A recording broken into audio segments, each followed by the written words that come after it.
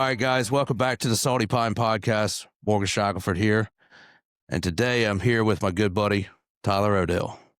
Hello, everyone. With Blackland Guide Service. So, Tyler. What's up? Tell us about some Blackland Guide Service. Oh, Blackland Guide Service. What are we going to do, swan hunting? Yeah. All right. Oh, we started this way back in 2009. Got a phone call one day asking if I knew where any swans were, and I was like, well, yeah, got the swans. That's how it all started. That's how it all started. I feel like I was with you. Might have been. You were on the first hunt. One of the first hunts. Yeah. The guy showed up in a purple turtleneck. Is that the guy who gave us the T-shirts? Mm-hmm. I think I still had that T-shirt. I think I've seen that one a couple times. But anyway, so Tyler here, he guides swan hunts in eastern North Carolina, right here in Pungo. Been doing it since 2009. It's the bread and butter of Blackland. Long time. It has been a long time. Owner, operator, head guide, head scout, head PR, head secretary, treasurer, name it all. Name it all. So, started back in 2009, got a phone call. Did you ever go out and do it on your own first, or was it just about the guiding part? No. I took my old buddy Cully Wilson, who got me started. I showed him where the swans were. We put decoys out. By the time we got to the end of the field, the boys done had their limit. How many was that? 6. 6. We told them to stay there, and one shot a band. We rode around, come back. Then the next day, I was by myself. That's when it all really started. That's when it all started. That's when it all started. Yep. Very, very nervous. About like Brandon the other day. Yeah. I'm nervous every hunt. That he is. That he is. Even though I know there's bukus of birds in that field, I'm still nervous. Oh, yeah. Yeah. We actually just went and scouted a little bit ago. Yep. Trying to get ready for tomorrow. Got the Dixie decoy boys coming. Dixie decoy boys. Is it even Dixie decoys anymore? I don't think you can say Dixie. Whoops. We'll edit that out.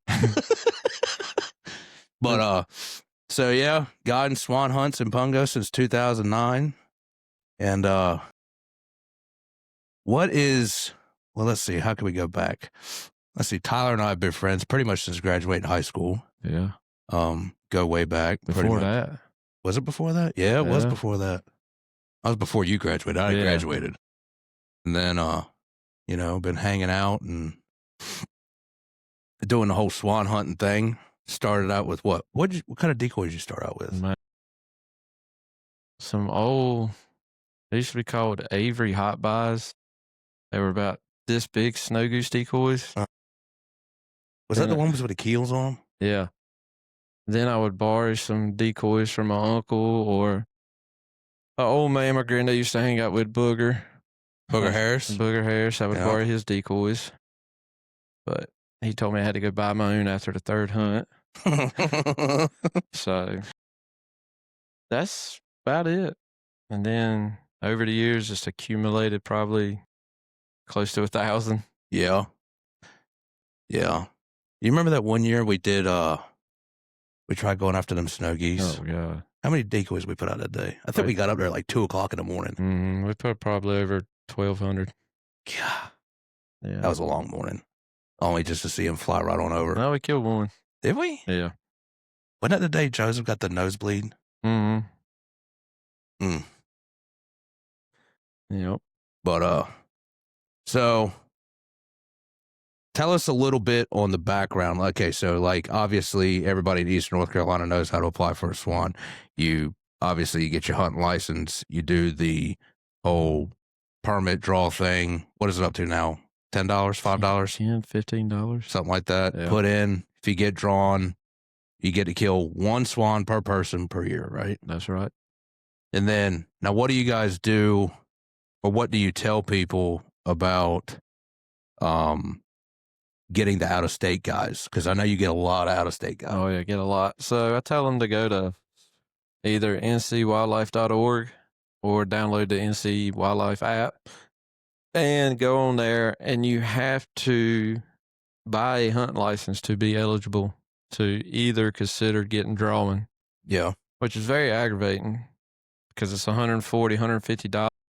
And if you don't get your permit, you lose that money. So I wish North Carolina would do like Wyoming does. If you don't get a deer tag, you get some of your money back. Yeah. But now they've got a point system. If you don't get it this year, you get a preference point for next year, and you're almost guaranteed to get it next year or the previous year. But you still have to buy the whole out-of-state license. You still have to buy the whole out-of-state license. Yeah, that's the kicker. And it's, the guys told me the other day, $140, $150. So you're out $140, $150 if you don't get it. Yep. Yeah. Well, I noticed, like, last week when we were in Kansas, when we were talking to our guide out there, talking about the whole deer hunting thing, it was like, applying for the deer tag out in Kansas, at least they gave you, I think, some of your money back, but you get I think it's like 2 preference points or something like that. So I wish, I could be wrong about Wyoming, but I know some of them states give you some of your money back. Yeah. Well, what's the other? So North Carolina is one of 8, I think. 8 states? You got North Dakota, Utah, Nevada, Virginia. I want to say maybe Vermont, North Carolina. But North Carolina is the biggest wintering ground in the world for tundra swans. Really? Mm-hmm. I didn't even know that. Yep. And I'd say the bulk of them come right here to Pungo. For Pungo, Lake Phelps, New Lake, and Mesquite. Yep. Yeah. Yeah. So we're right here. We're in Pungo. We're right here halfway between Plymouth and Belhaven. We're in the heart of Pungo. We are in the heart of Pungo, right here, Blackland Guide Service, in Tyler's new room called The Refuge. That's right. Yep. Put a lot of work into this. I know you did. A lot of work. Had a lot of help. Got all this done in the last year. Good place to hang out. Yeah. It's got heat. It's got heat. We need it. It's got AC in the summertime. For this afternoon. You're going to get like in the teens. Go and get you a 3 brick heater out there. Ooh. I need more than 3 out there. So you got guys coming in from out of state. Have you got any lodging for them? Yeah, I have a cabin my granddaddy rebuilt. Probably 2005 maybe. And I lived in there for 10 years. And we built a house, me and my wife and I.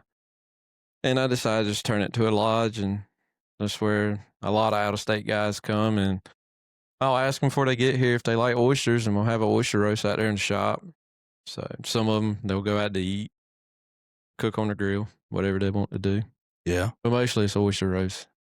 So say if the guys from out of town, out of state coming in and the lodge is full, or they don't want to stay at the lodge, what do you recommend for them after that? There's a new Airbnb down the road at Donald's Airstrip. Yeah. I recommend that a lot to people. Or there's Airbnbs in Belhaven. There's hotels in Plymouth. So either way, one's 5 minutes, and the other ones are 15 minutes. Yeah. It's definitely not a bad drive. No. And then everybody meets you up here about what time in the morning? I tell everybody to meet me in the shop at 6 a.m. We sign waivers. And then about 6:10, we hop in the trucks and go to the field. Go to wherever they're at. Yep. So we go out there and put decoys out and sit and wait. How many decoys you been putting? Well, I don't want to get in all that, but I would have said it. Well, go ahead then. On average, I mean, obviously towards the end of the year, we know how the swans get towards the end of the year, but like on average, and what would you say? How many decoys we've been putting out? Anywhere from 2 dozen. First part of the season. Right now, probably putting out 5 or 6 dozen. Towards the end of the year, I'll probably put 8 to 10 dozen. Yeah. I feel like last year we were putting a lot. Yeah. At the end of the year, we were. Yeah. Especially during that snow. I had a great idea last year. It had a snow. What was it, right there at the end? Man, I think it was like a week before the end? 2 weeks before the end. 2 weeks before the end. It snowed 6 inches. We had a bright idea to put tarps. go out there next morning real early, use blow torches. Do not recommend it. So hunting swans in the snow is not easy. All right, you're hunting a white bird with a white ground with white decoys. Yeah. Not ideal. Not ideal. Some of them boys in Hyde County had luck, but I think they were hunting impoundments. Yeah.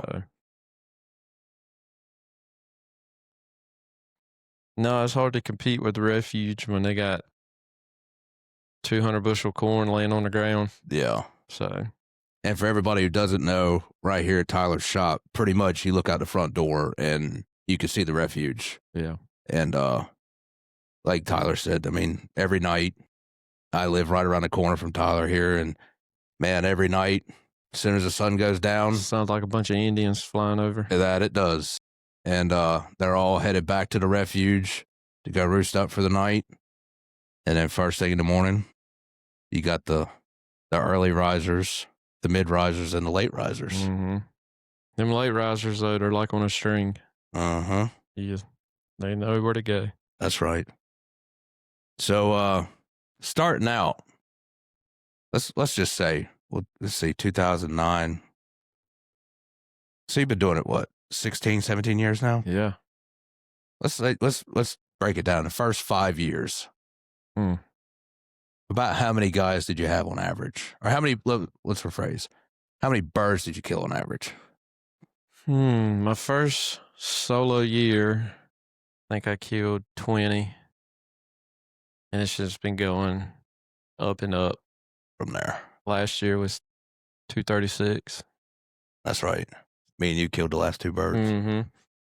So you already killed your bird this year, didn't you? I didn't get a tag. Didn't get a tag? Mm-mm. Oh, okay. No. North Carolina said I didn't need one.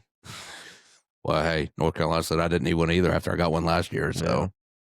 But it's okay. By the way, anybody listening to this, if you do get a tag and you kill your bird, fill out the survey. You got to, or you're not going to get one next year. You will get blackballed. Yeah. And you will not get one for like the next 3 or 4 years. Yeah. The only reason I apply now, I went, 10 years not applying, but now I applied for Parker, who's my little boy, he's 6. And he enjoys going out there. So that's the only reason I apply. Yeah, and he's been helping you. He's been out there a couple times. Yeah, he's been helping out. Yeah. I'm ready for him to take over and sit in the field while I sit in the truck. That way you could be like Uncle Vernon. Yeah. Yeah. Yep. But about how many acres have you got? Man, I probably have access to 10 to 15,000 acres of land I could hunt. Different farmers I've helped, family, some good friends. So I just ride around. Like yesterday, I rode 250 miles looking for them.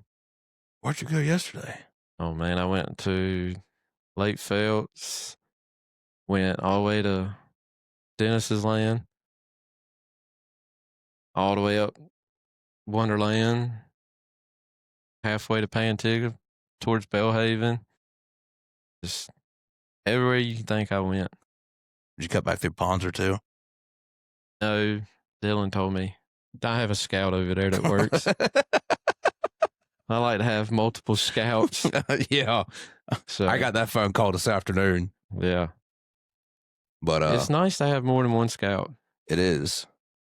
So that way so you know where the birds are at. And then it's also nice. I know you work with a couple other guys around here. I know it's competition, but at least you guys work together. You know, if you got to work together, man. Yeah. I mean, it's competition trying to get the hunters, but you also want everybody to do good too. Yeah, you want everybody to fill their swan tag. So, but no, it's nice to have people that are willing to help. You know, I got land they can't hunt, and I let them hunt there if I'm not hunting, and vice versa for them. Yeah. So, that's always good. Yep. So what are you shooting for this year? You shooting for the biggest number yet, or what? No, if I can do 150 to 200, I'm happy. But I mean, if I don't, I'm still happy. So I get to do. Are you happy? I get to do something I love. So it's stressful at times. Don't get me wrong, but it's fun seeing the smile on people's faces. You know, I had a guy I took yesterday. I didn't even know, but it was number 40 out of 41. So the waterfowl challenge. Oh, really? Yeah. Oh, that was his second to last bird. Mm-hmm. What's his last bird? I don't know. You didn't ask me? He didn't tell me. Oh. I've had a bunch of people, they'll call me and say, hey, man, just to let you know, this is my last bird on the list. And then your stress level just goes. Yeah. I've been with you a couple times when it's been like some guys, it was like last bird or second to last bird. And that's a big thing too, especially with the permit draw, because besides the Alaska hunt, this is probably. Yeah, because I think North Carolina issues more tags than any other state. And I think it's 4,800, 4,850. Uh-huh. But the waterfowl challenge has helped out a lot too. People trying to kill all 41. Yeah. That's pretty cool. Oh, yeah. I think I have like 6 left. Really? Mm-hmm. Well, that's pretty much just the Alaska hunt? Yeah, Alaska, cinnamon teal, the golden eye, not the golden eye, the harlequin, one of the golden eyes, the king eider, the tree duck, The whistling? the whistling duck. Uh-huh. I think that's about it. Have you got a sandhill? Mm-hmm. Shot them in North Dakota. Okay. Yep.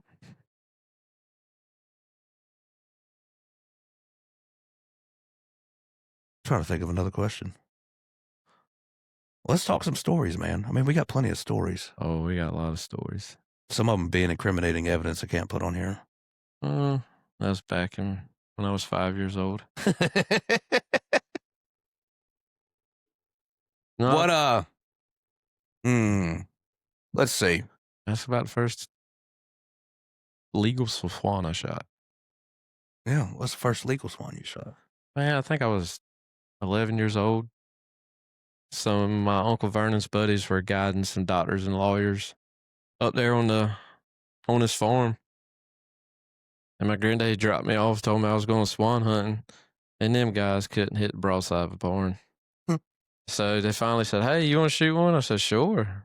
One come by, I borrowed one of their guns and shot it. It was a big old white bird. I was like, I see them every day. I don't care. Yeah. But we take it for granted, that's for sure. Dude, we really do.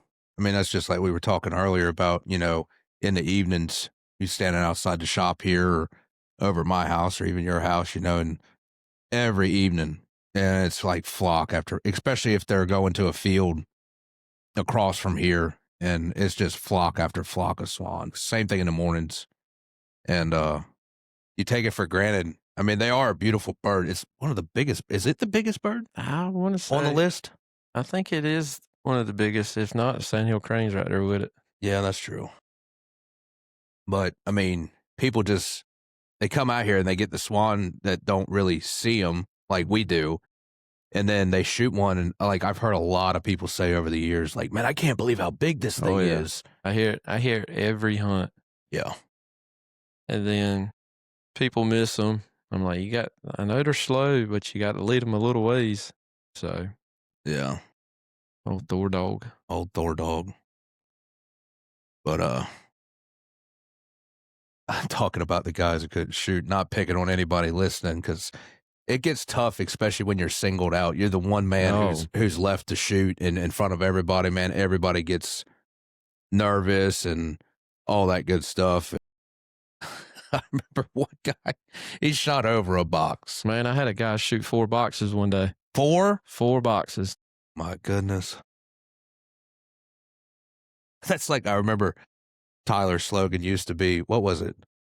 Guaranteed swan. Oh yeah, I used to guarantee no shoot, no kill, no pay. But I don't. If I do it now, you guaranteed the opportunity. You guaranteed the opportunity to shoot at one. I can't kill it for you. So yeah, 4 boxes. I know last year was when we did some with Adam.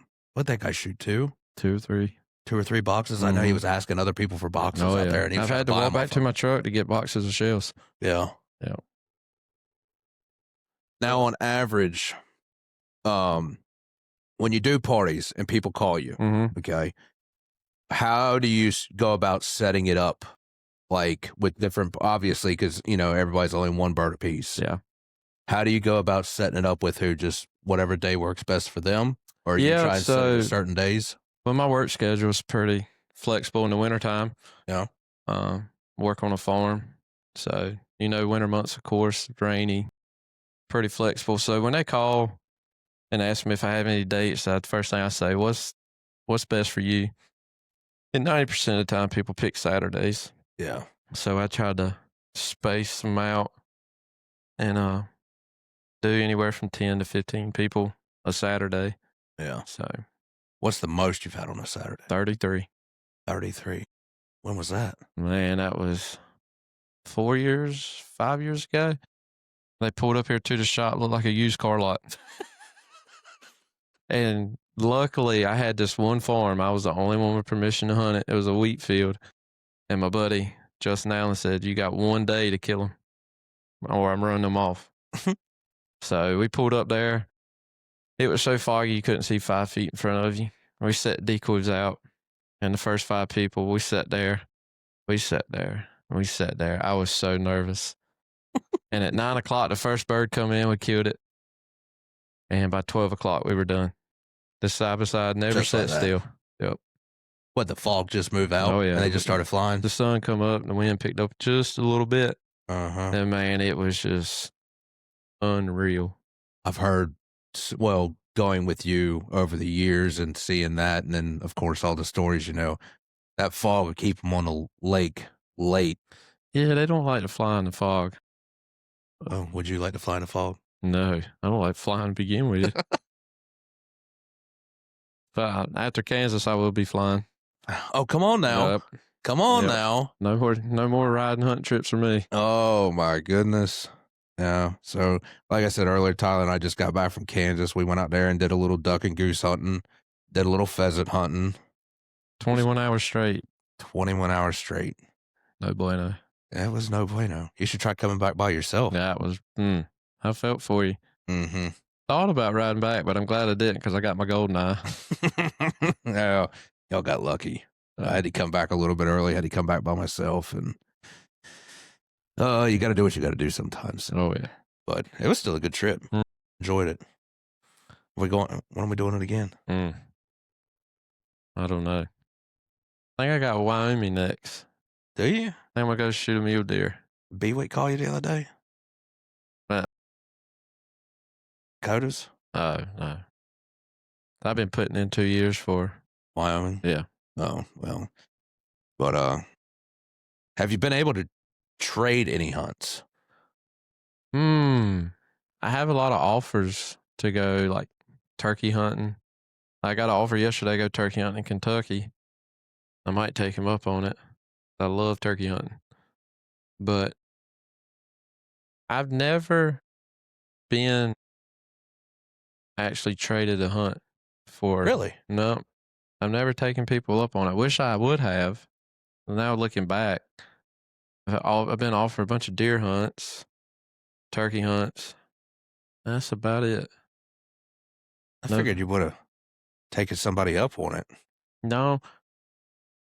I've taken a boy from Wayne County who went to Kansas with us. Yeah. I've taken him probably 3 or 4 times, and now we've become really good friends. And he invited Parker to come shoot a turkey during youth season. So me and Parker, we practice every day after school, shooting 410. Yeah. And we went down there.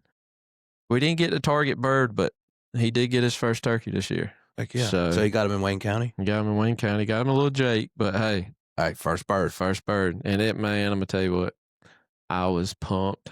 I bet he was too. Oh, yeah. He killed a lot of firsts last year. Yeah, Parker got his first turkey. Like I said, I didn't think I'd be so pumped if somebody else shooting a turkey, but man, the practice and watching him pull it off, won't never forget it.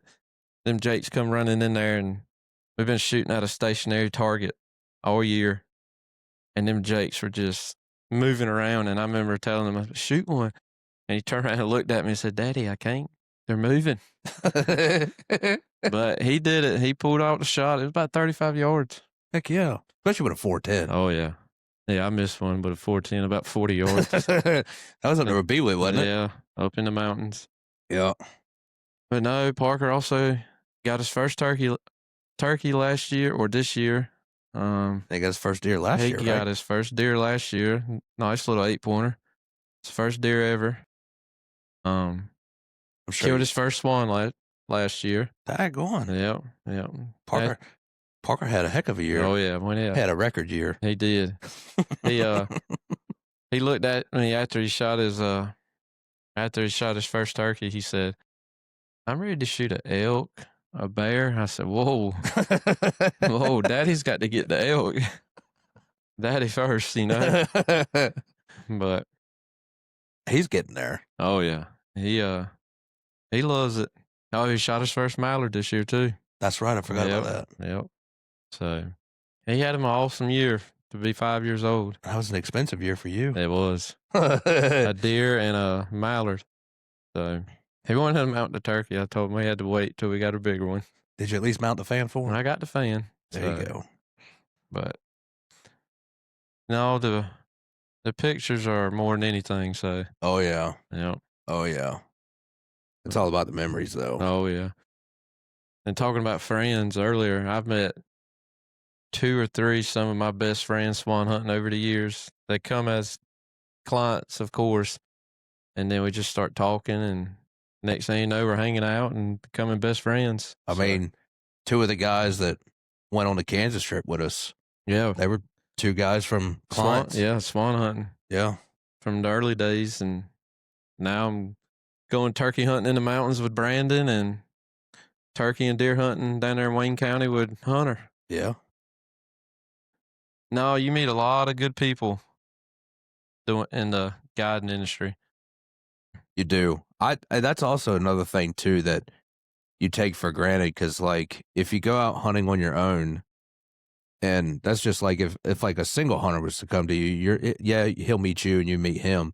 But like when you have big groups come in and it's multiple groups coming in and everybody's sitting around talking, that's just like, I've been up here when we do like Ty was talking about, the oyster roast at night when we cook oysters, or we'll have a get together and hang out in the shop the night before, whoever's staying up here at the cabin. Or I know of guys that are staying at the hotel have come up here before and just hung out. Oh yeah, they'll come up here a couple hours. And you just get to talking with everybody, and man, you just meet all kinds of people. Matter of fact, this year I taken some boys from the mountains, and his cousin or uncle is the head PR man for Rick Hendrick.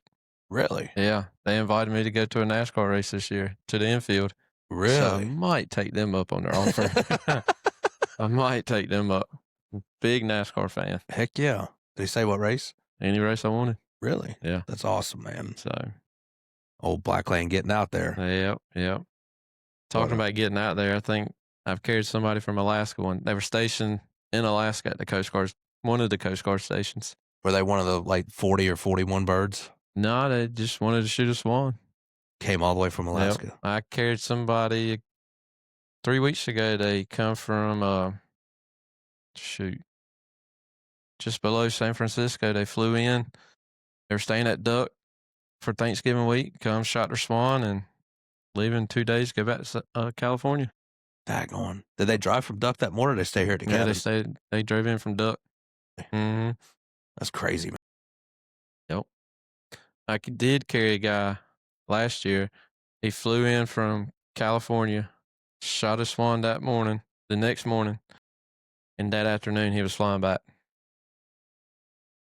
That's nuts, man.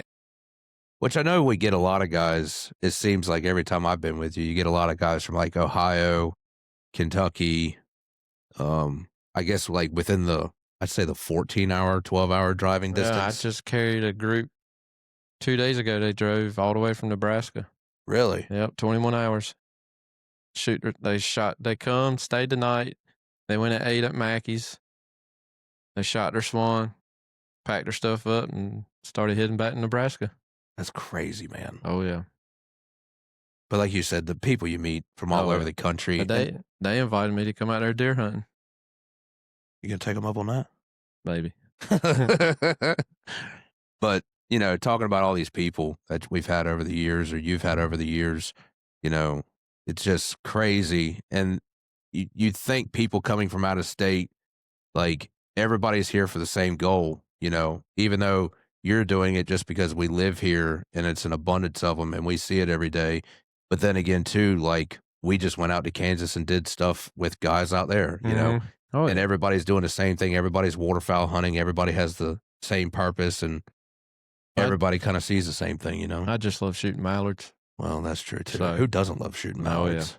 I just like shooting birds. When that first flock come in, boy, I think I looked at my watch. My heart rate's like 120.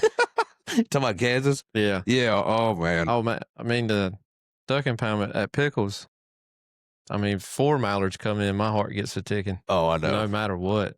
That's like you go sit up there in the afternoons and just watch them Oh, yeah. fall in there. Yeah.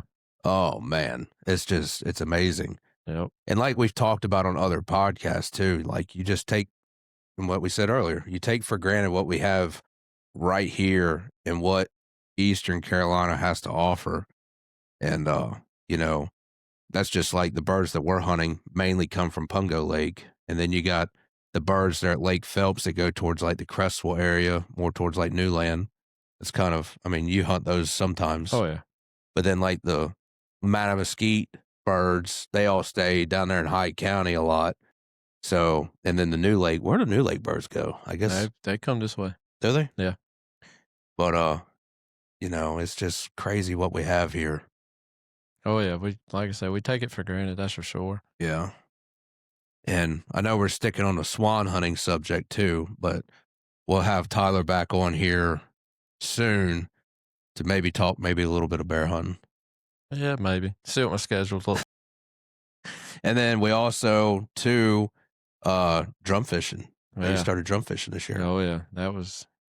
We had a good season, that's for sure. Yeah. That was definitely one of the best seasons. I think I caught 78, and I know it ain't a lot. I know a lot other guides and people caught way more, but for us getting off of work at 3:30 and dragging the boat to Swan Quarter and getting set up, fish for 2 hours, we caught 78 in 3 weeks. Yeah, That's pretty good. And that was all the time while I was at work. Yeah.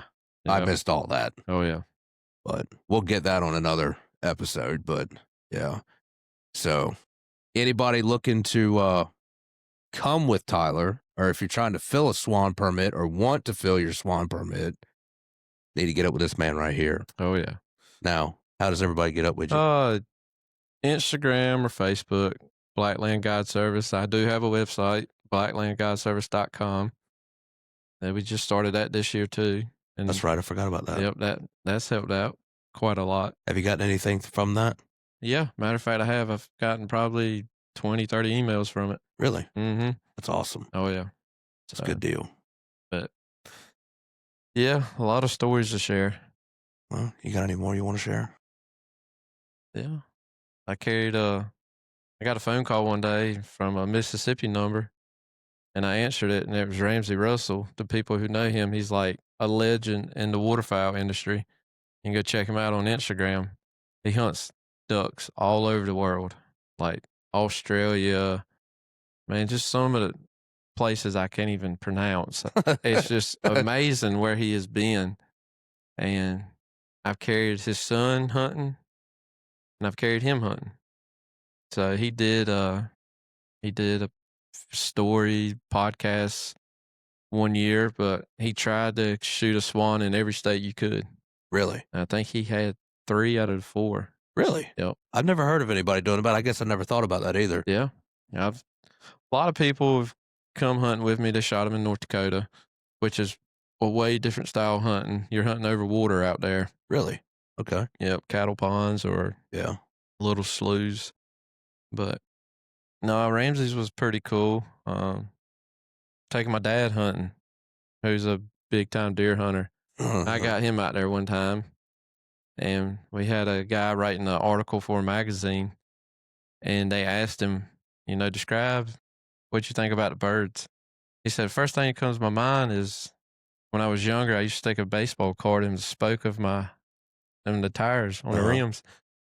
And he said that's what it sounds like when they come over. I've never thought about that either. And it's very true. Especially when you hear them wings flapping. Yeah. I've never thought about that. I guess it does sound like that. Yep. So I carried my wife out. She got her bird. Matter of fact, she was on her picture was on the cover of the article. Really? Yep, and that's her bird right there. That's Jenna's bird right here? Jenna's bird. Everybody, trivia question later on in the podcast episodes. Jenna's bird right here. Yep. My dad's bird's in the cabin. For some reason, I ain't got one. How do you not have one? I'm surprised you didn't get Parker's mounted. Yeah, well, it was a little... Parker's bird, it snowed 6 inches, and I was dressed warm, but I did not dress him very warm. Was that the day you went to the impoundment? Yes. Yeah. Last year? Yep. Yeah. It was really, really cold, and he was crying. His hands were frozen, and I held the gun. He looked down the red dot and pulled the trigger. So there you go. But no, I told him I'd get him one mounted when he shot one flying. So there you go.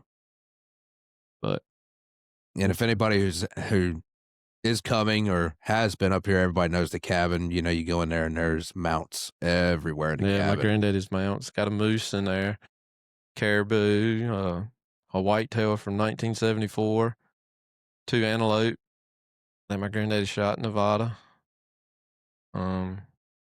His very first 8-pointer, my granddaddy killed. There's no telling how old that thing is. I don't know. It still looks good though. Oh yeah, it's made out of wood. Really? Yeah, the form's made out of wood. Yeah.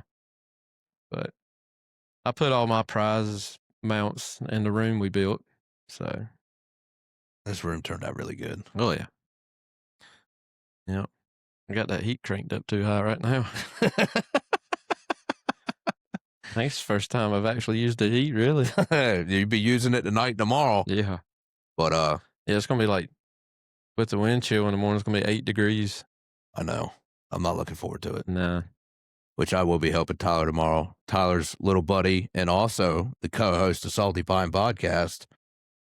Helps Mr. Odell out here. Oh yeah, he helps me out a lot. He's good help. I threw him to the wolves the other day. I put him in a blind by himself. Yeah, Brandon was talking about that yesterday. He did a good job. I was proud of him. He looks up to you. Oh yeah. Thank the world of Brandon. Oh yeah. Brandon Arthur, co-host Salty Pine. He's definitely good help, that's for sure. Oh yeah. And I know he enjoys it, especially being home from school too. Oh yeah. Gives him something to do. I mean, he had one guy, he goes to college in Wilson. We carried a guy fishing this year. He helped me. And they invited him to take him to a fancy restaurant. Yep. And I know last year we met a scout from the Padres. Yep, scout from the Padres. Yep. So I remember that night. They talked baseball for like an hour. I had to tell Brandon, I was like, look, it's time to go to bed. Y'all talk tomorrow. I used to be the PR man. I'm not the PR man no more. No. Sometimes when you're home. Sometimes. Maybe next time I'm home. I haven't been PR man this time home. Yeah, I forgot about he's a scout in the office for the Padres. That was pretty cool. Yeah. I had to give him a hard time about my Braves beating us. But they beat us this year, that's for sure. Oh, yeah. But also, too, I took some guys. What, did they go swan hunting with you first? Or did they get it with Bud first and they decided to go swan? I'm not sure how that worked out. Anyway, I took some guys duck hunting. I filled in for one of our other buddies who does duck hunting on the side. I took them duck hunting one day, and then I think that next day they went swan hunting with you. Yeah. It was 4 of them. Yeah, we did that a lot. I try to give him some business, and he tries to give me business.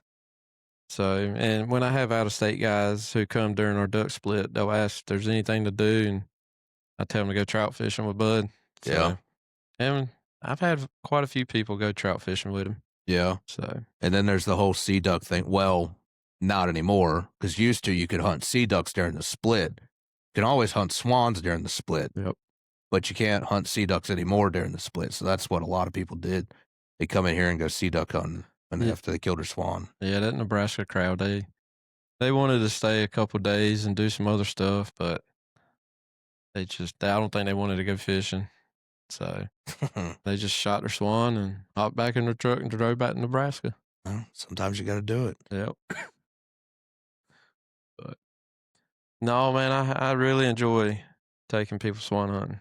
So You got to enjoy it. oh yeah, you got to. I'm telling you, people say swan's easy. It can be easy, but it's not really that easy. No, you got to put in the time. You got to scout. Mm-hmm. And then what makes it so okay? Let's say, for instance, we know the beginning birds. Yeah, it's a little bit easier because they're fresh birds. But like, what's like the biggest thing you find that's like the most difficult part of it? When they stay on a refuge or they go to a farm that nobody can hunt. It's a 10,000 acre farm, Yeah, and the birds know they are safe over there. yeah, That's probably the biggest two problems I run into is them going over there and just have to run traffic on them, yeah. put a bunch of decoys out. Trying to pull birds. And I it know we've done. works. Me and you have done that before. I've been with you when you've done that. Trying to pull birds from somewhere where you can't get permission to hunt. You're Yeah. trying to get on the land closest to them, trying to pull birds. Or I know one year I was helping you. They were going way past here, and we were just in the flight line Mm-hmm. trying to pull birds down. That was tough. That Oh, yeah. day. And just another thing that's tough is people want a white, solid bird. You have to sit there and pick out a pretty bird and then keep your decoys somewhat clean. Yeah. Which is very hard, especially a day like today where it's rain. Mm. So, but like I said, I enjoy it when people, you know, get their bird and they're smiling and just pumped up. Yeah. But Especially everybody filling that tag and yeah, once in a lifetime bird. Cause like I said, it's that permit thing where you can only kill one bird per person per year yeah. if you get the permit, And a funny story leading up to that, I carried a guy from Tallahassee one time. And matter of fact, it was the day we shot 33.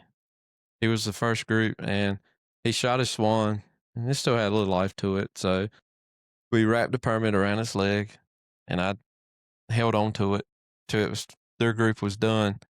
And we took pictures and everything, waiting for the side by side to pick them up. And we're all standing around talking, and I hear something in the background, a bird flapping its wings. And I turn around and look, and the bird's 10 foot off the ground. And I grab a gun, and I couldn't shoot it because there was a dog jumping, trying to grab the bird. And his bird flew away. With the tag? With the tag. Like, I watched it through the binoculars for 5 minutes. And I called the local game warden, asking what could I do. I already knew the answer, but I was trying to make the guy feel better. And I didn't hear this story. he paused for like 30 seconds. So I was like, "Hey, are you there?" He's like, "Man, I put you on mute. I had to pull over. I'm laughing so hard." He's like, "There's nothing you can do, but I'll ride down that way to see if I see a bird out in the field." And luckily, the guy from Tallahassee was laughing about it. We never found the bird. Never found it. Never found the bird. Yeah. Drove all the way from Tallahassee to watch this bird fly away with a swan permit on it. I felt great. so terrible about it. Oh, man, I felt terrible. Oh, yeah, that's pretty bad. I mean, but the bird was just laying there. We thought it was dead. Oh, yeah. But I guess he had a second life. A funny story about that pheasant hunt the other day. We're sitting there laying all the birds out, and all the birds are dead, had been dead, and they went to go take one out of the bucket. And I guess they left one in the bucket, and we're all just standing around. All of a sudden, pheasant flew out of the bucket, just took off. No way. Yeah. That's pretty cool. But also, too, another thing I've been wanting to ask you. Bands. Mm, I know they quit banning birds a long time ago, yeah. but I know there for a while. They were banning them right here on the refuge. Yeah. They used to put neck collars on them, and it was like a suicide mission. Oh, yeah. As soon as the swans would get off the refuge, boys would, shoot them with rifles, collect the bands. Oh, yeah. But that was I was, 5, 6, 7 years old. Yeah. So, but no, we have killed one. One of my good friends, Cully, we were sitting there hunting one day and we had, I don't know, 200-300 snow geese circling over top of us. And we were just getting ready to mow them down. And I was just sitting there looking up and I see this swan fly by. I was like, hey, that swan's got numbers on his neck. And then I hollered neck band and he's like, which one? I said, third one on the left. And he's shot 3 times and one pellet broke a wing. Really? Yeah, he had two leg bands, a neck band, and on the neck band there was 4 screw holes where a radio transmitter was at. But the radio transmitter fell off some period of time. And when we checked it, it had been banded 4 years prior. Really? Yep. 3,600 miles toward the northern slopes of Alaska is where they banded that swan. Wow. That's crazy. He had a lot of air miles. He did have a lot of air miles. Yep. And my buddy Hunter, who we went to Kansas with us, he shot one with a band. Leg band? Yeah, just a leg band. Yep. He said it was 14 years old. Really? Mm-hmm. That's awesome. Which many times as I've been with Tyler helping him, I don't think I've ever seen. I think we've killed 6 in the 17 years I've been doing it. Really? Yep. Just that one with the neck band, though? Just that one with a neck band. That's crazy. Yep. But we could go on for stories for days. There'll probably be a part 2. Oh, there'll definitely be a part 2. But don't worry, we got some more stuff to talk about. Oh, yeah. Got a busy season, that's for sure. How many you got lined up this season? Man. So far? We've killed 76 so far since I started, the week before Thanksgiving. And today is December 14th. Yep. And I got it wrote down in my book, but man, people still call 15 people in Kansas while we were in Kansas. Did you take the notebook with you? Bud, you take that thing everywhere. You never know when you're getting a phone call or a text message. Yep. And I know, we'll get ready to wrap this thing up, but I know something you did cool. How many years ago did you start the whole decoy thing, signing the decoy? Man, I got that idea from Ramsey Russell. He Really? Yeah. He, like I said, he travels everywhere, and he gets this man from Pennsylvania to carve out of, I think it's cork. Mm-hmm. And everywhere Ramsey goes, he gets the guide or whoever's hunting with him to sign it. I was like, man, that's a cool idea. So I stole the idea, if you want to be real about it. But I started, cool idea, though. Oh, very cool. I did it 4 years ago, right after he came. So this is the 4th year doing it? Yeah. The decoy I got now is too pretty to sign. Which one did you get this year? That pintail sitting over there. Oh, boy. Yeah. So I might skip this year. That's too pretty of a decoy. Go get one of them GHGs up there. Yep. But no, man, I just, like I said earlier, I enjoy it. It is a lot of fun. So I hope my boys will take over before they go to college. I'm sure they will, dude. You've set them up right here. Oh, yeah. But anyway, anybody, I know we've already stated it one time, but anybody looking to get up with Tyler, get up with him. Blackland Guide Service, Facebook, Instagram, the website. Yep. Yeah. That's about the way to get in contact with me. And if you got questions on the whole permit thing, oh yeah, shoot me a text or a message on Facebook, and I will answer all your questions the best I can. He just loves answering questions. Oh yeah. Yep. So, but yeah, he will definitely help you out, and maybe you'll see me around here, and maybe you won't. I'll be at work probably. We'll get Morgan bundled up in a picture tomorrow. Hopefully. Yeah. Well, how many people we got tomorrow? 4. Just 4? Yeah. Okay. I try to set them guys, by themselves. I got you. But tomorrow we're probably gonna look like the kid off the Christmas Story who says, "I can't put my arms down." Oh, one other question I wanted to ask before we wrap this thing up. All right. People that are coming out here hunting with you, mm-hmm. they might want to know, what kind of hunting are you doing? Like, are you doing layouts? Are you laying in the ditches? Are you doing panel blinds? What you doing? I was doing A-frames, and I feel like the birds are starting to pick us out. So we're just laying out in the decoys right now. We used to hunt the ditches for many years, and you're talking about a nasty thing. Golly, they muddy. waders. It was just black mud out here. And if you ever come hunting, you'll understand why I call it Blackland. So it's nothing racist. I promise. This land out here is just pure coal black land. It is. And But fun fact, story behind that, quick story, is that all of this land used to be swamp way back in the day. And I want to say probably the 40s, 30s, 40s. man, my granddaddy and his daddy started clearing land in the 40s, and they were buying it for like $1, $2 an acre, and it was all cypress trees. Yeah, swamps. Yeah, it's all peat ground. Oh, yeah. So It's all drained off swamp. And I know I've heard stories from my family, of some of the farmland they have where they would go out there and ride on the back of old grain trucks and just pick up limbs out of the field before they started plowing. They plow one time. Yeah, quick story. My granddaddy told me many times, he was a big farmer. They farmed 10,000 acres at one time.